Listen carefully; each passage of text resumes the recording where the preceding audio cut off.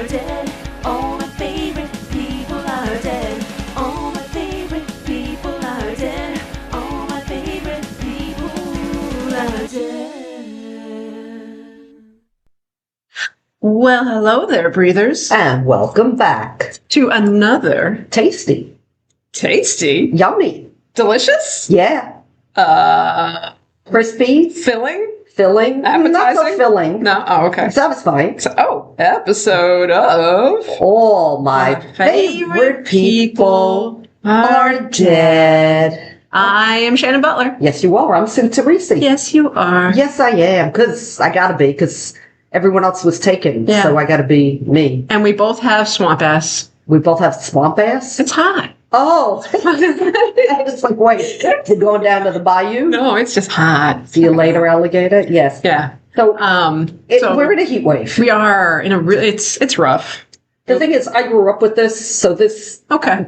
I'm used, and I didn't have air conditioning growing up, so it was hot. Hot. It was really hot, and it was hot. So I mean, I don't miss the 3-digit days, which is where we are now. We are. Oh. But I have air conditioning now, so Jimmy crack corn, and I don't care.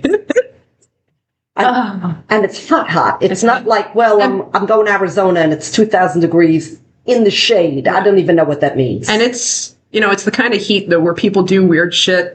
Crazy from the heat. Crazy. People do get, people get It's a stupid. full moon this week too. Oh, is it really? Yeah.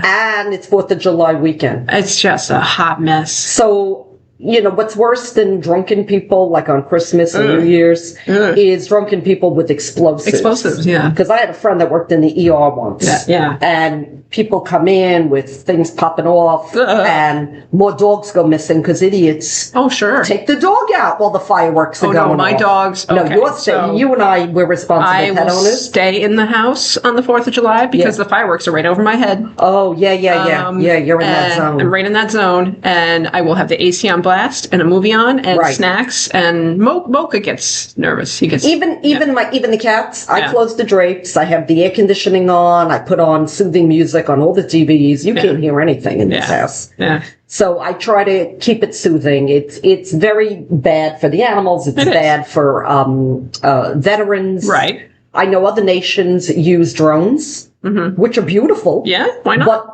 not only does it eliminate the noise, I know when I do go to fireworks, it's also the smoke. Yeah, that too. By the time I get in my car and I try to beat the crowd going home, it's like you're choking. Ugh. So, I don't know. I love the holiday, but I could do without I don't that. care.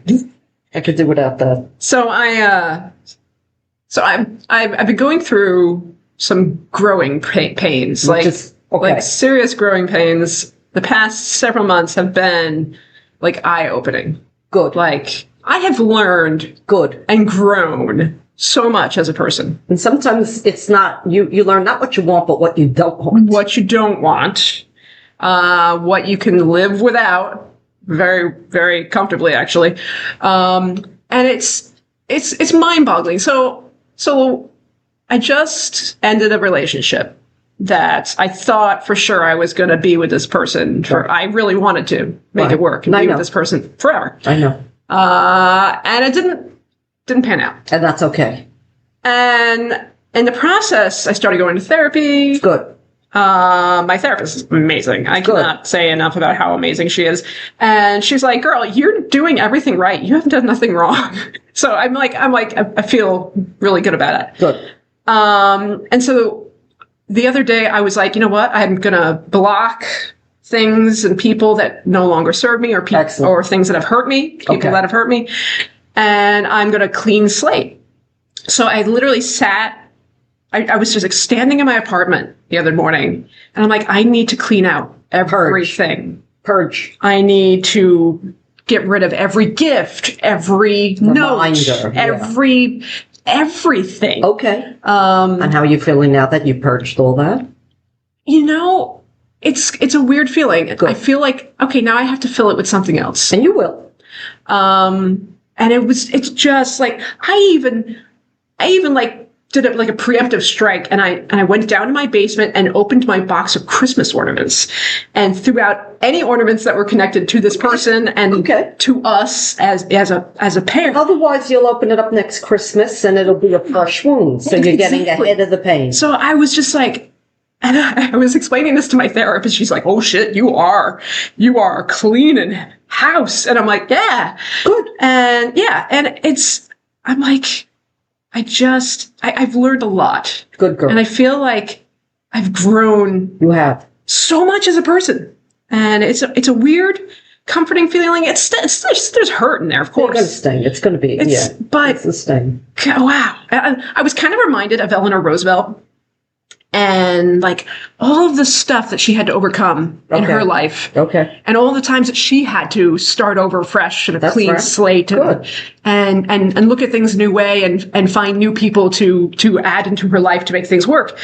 And I was just like, and you're feeling better. That's the main thing. So anyway, I am ready to do what it is I do. My work, my research, my podcast, my being a good friend, being a good partner, being all those things. Good dog mom, good lady. The dog mom. Good historian. Oh, man. Yeah. So I'm ready.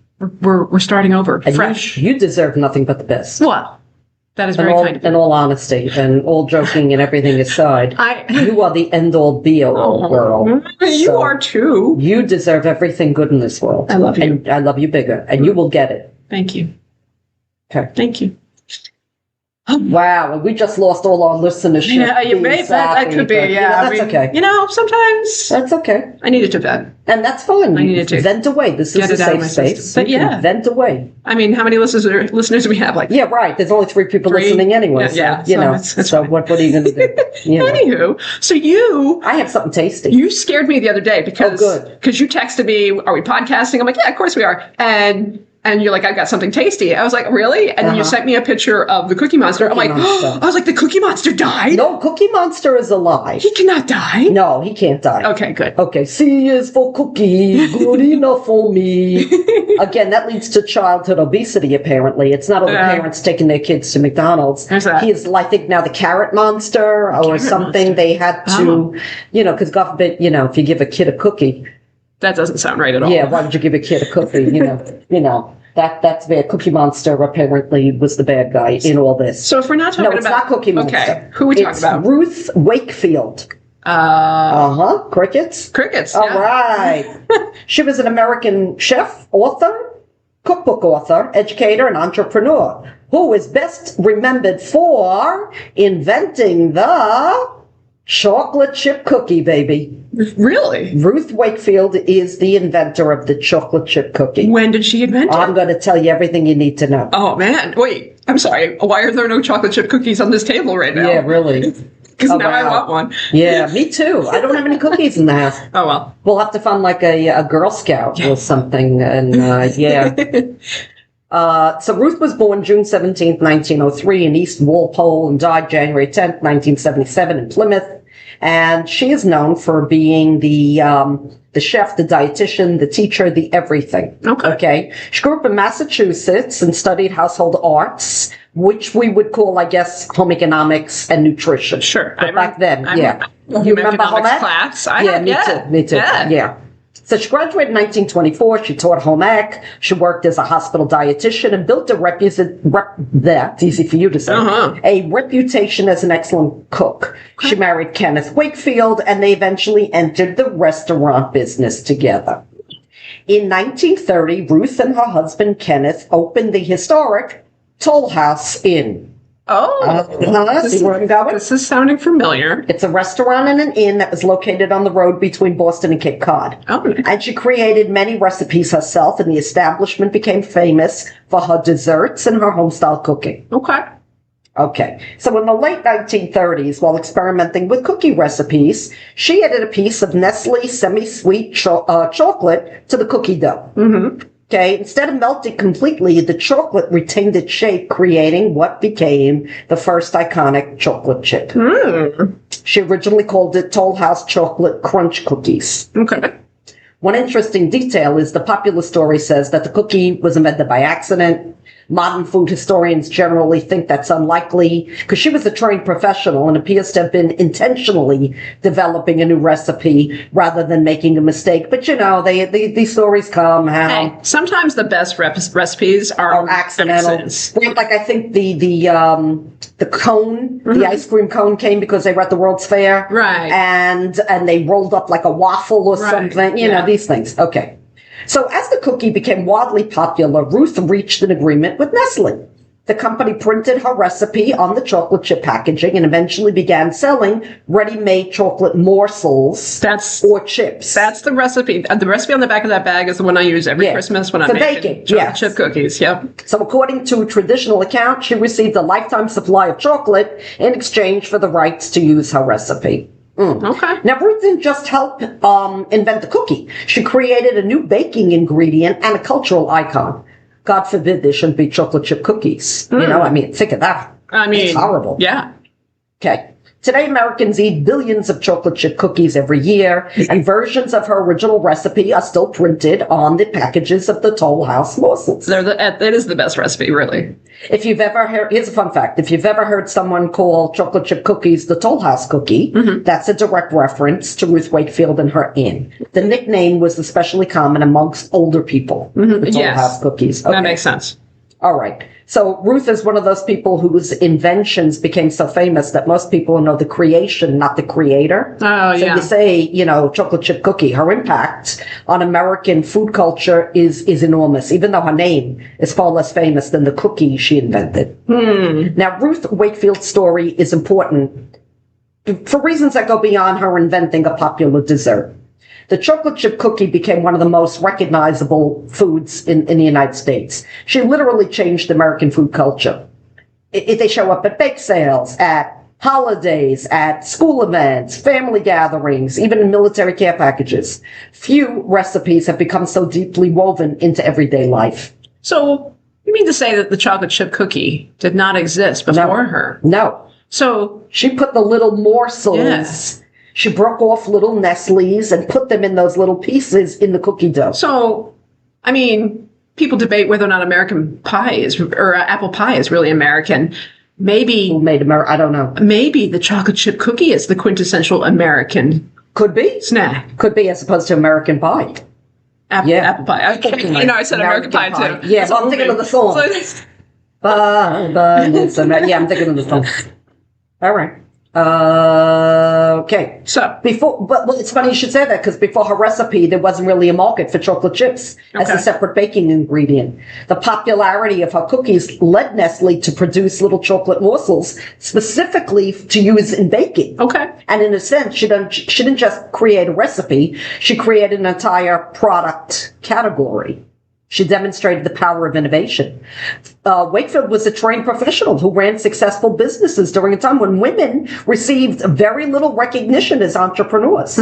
She combined her culinary skill, experimentation, and business savvy to turn a local recipe into a national phenomenon. Yeah, it's a national food. How small ideas can have such a huge effect, right? Yeah. History is often taught through wars, presidents, and explorers, but everyday life is also shaped by people like Ruth, who created things millions of people use and enjoy every day.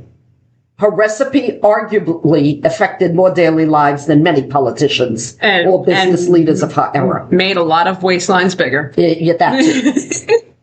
So from a historical perspective, what makes her especially interesting is that she represents a broader story of 20th century America. You have now the growth of roadside inns and restaurants, the rise of branded food products, and the expansion of home baking, the increasing influence of women entrepreneurs and cookbook authors. In other words, when historians study Ruth Wakefield, they're not just studying a cookie. They're looking at how a simple recipe connected to home kitchens, businesses, advertising, and it connects to the American culture. And honestly, there's something lovely about the fact that one of the most influential inventions of the 20th century wasn't a machine or a weapon. It's a warm, chewy, chocolate chip cookie. Yeah, that's right. Now, did she make a lot of money off of this invention? Yeah. Okay. She did. Okay. So I want to talk also about a companion to Ruth Wakefield. Okay. Okay, Wally Amos. Wally Amos. Oh, good. I'm crickets, more crickets. Yeah, you're teaching me some new stuff today. Yay! Okay. If Ruth, invented the chocolate chip cookie, Wally Amos, as in famous Amos. Oh, I love famous Amos. Don't we all? He helped turn gourmet chocolate chip cookies into a national phenomenon. Oh. So he moved to New York City as a child, way before becoming a cookie entrepreneur. He had an entirely different career. He didn't start out in the baking and household stuff like she did. Okay. He had been a prominent black talent agent in the music industry. Well, he worked with people like Simon and Garfunkel and Marvin Gaye. Oh. Yeah, I wonder if they ate cookies. He often used his homemade cookies to attract the client, right? He's historically important because in 1975, Famous Amos opened the first Famous Amos store on Sunset Boulevard in LA. Now, at that time, the idea of specialty shops devoted entirely to cookies was not common. It was unusual. Right. The store became a sensation, helped popularize the idea of premium gourmet cookies as a standalone product.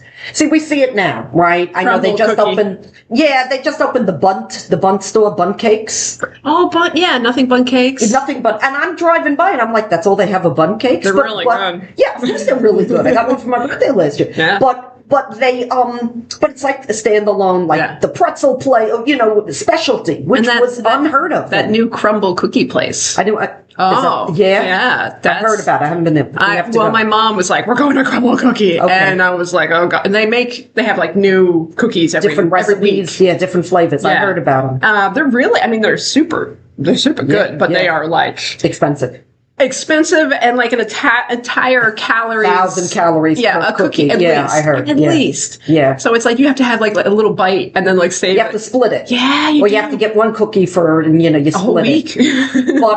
But the idea of having an entire store dedicated to one little product like that was unheard of. Yeah. It became a sensation. It helped popularize the idea of premium gourmet cookies. Okay. A beloved brand doesn't always mean you keep ownership of it.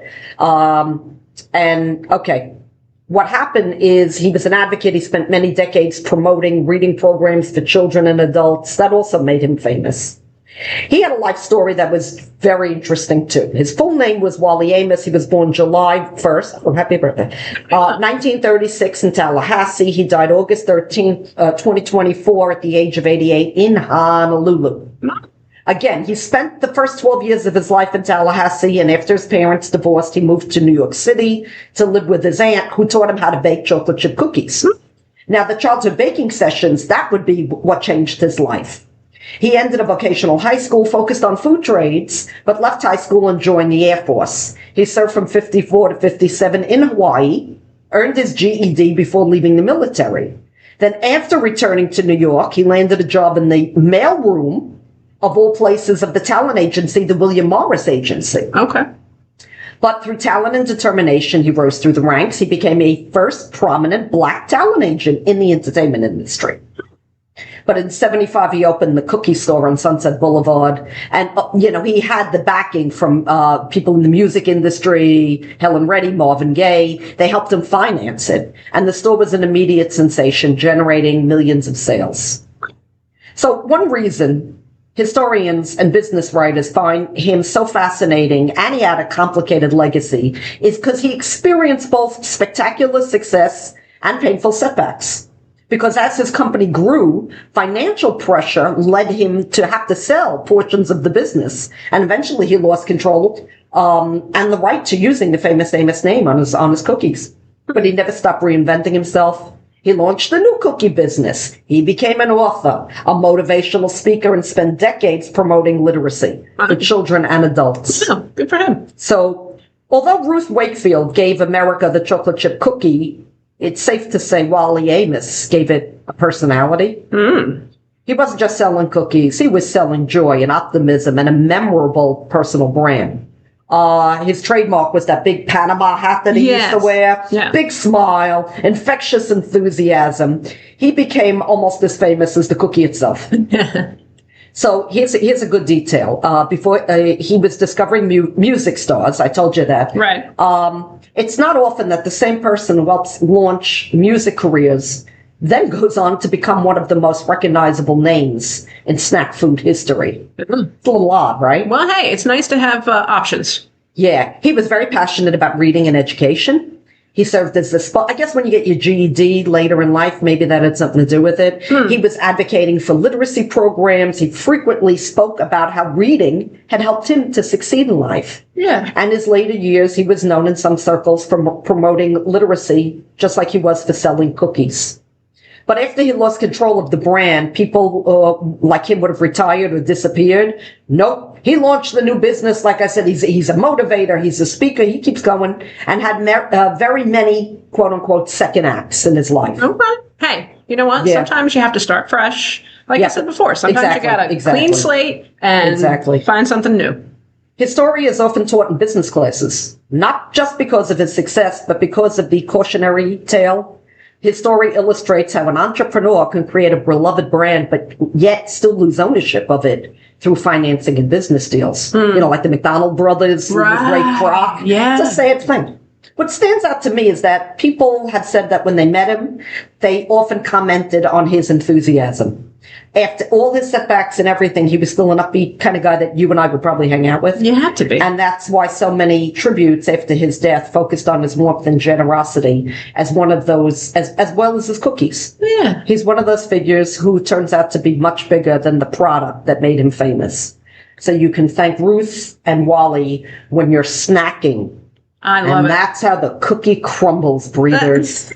You knew I had to sing. And C is for cookie, good enough for me. And I like carrots as much as the next guy, but I think it's a Siri commercial. Did you ever see that Siri commercial with the Cookie Monster? Where he's like making cookies and he's like, "Hey Siri, set the timer." Yeah. And then it's playing If I Had Time in a Bottle. Oh. If I could say, yeah. And so he's just sitting there just like, you know, losing his mind because it's taken forever. He's like, "Siri, how much longer?" Adorable, right? I grew up with Cookie Monster and Sesame Street. Oh, yeah. You know, I grew up with all of that. It's very cute. I'd like to see Cookie Monster and the Swedish Chef get together. I love the Swedish Chef. You know, I love that. That's like one of my favorite. Okay, so that's real hands. He's got like real. I think it's a real puppeteer's fingers. That's hilarious because my long-term partner that I had for many, many years, right? Yeah. He used to, every Christmas, he would make the Toll House cookies. And he would be in the kitchen, you know, slaving away, making these cookies like a well-oiled machine. And he would do the chef voice, the Swedish chef voice. Okay. It was, he would be like dancing around the kitchen. I usually do that when I'm like overtired. Yeah. And you know, when you get the urge to want to like throw ingredients in the, I'm going to throw raw spaghetti. You know, with the big hat. And yeah, he was so cute when he did it. It was so funny. It was very good impression. Yeah. Okay. Okay. So yeah, good. Hey, fun fact: I cannot have cookies without milk.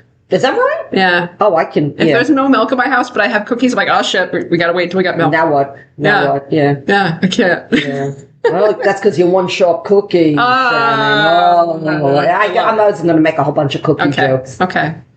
Yeah. I saw somebody up on social media. They said, "Oh, I'm quitting cold turkey," and then they show a picture of like a Girl Scout. But then I met my dealer. I mean, my daughter was a Girl Scout. We used to sell cookies, not as a chocolate chip, actually. No, right? The Samoas and the. They have all kinds of. Oh, you know what I noticed? Thin mints. Yeah. Don't make you thin. No. No matter how many you eat. That is true. It does not make you thin. That is true. Yeah. Well, now, thanks. Now I want to. Now you're hungry. Yeah, I have no cookies. I have no cookies. Actually, I'm not hungry. It's been so hot. Really? I don't want to eat. Not me. I'm hungry. Oh, okay. Well, then you should go have a cookie. We'll have cookies for dinner. Okay. Cookies for everybody. Where do I tell my husband? We're having cookies for dinner. Sounds good. Wash it down with milk. Yes. All right, breathers. Well, that was another delicious, sweet episode of All My Favorite People Are Dead. Enjoy, breathers.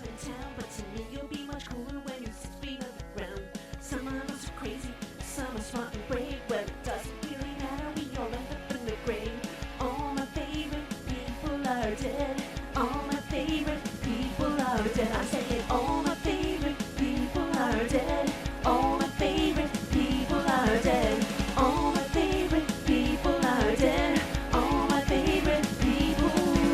are dead.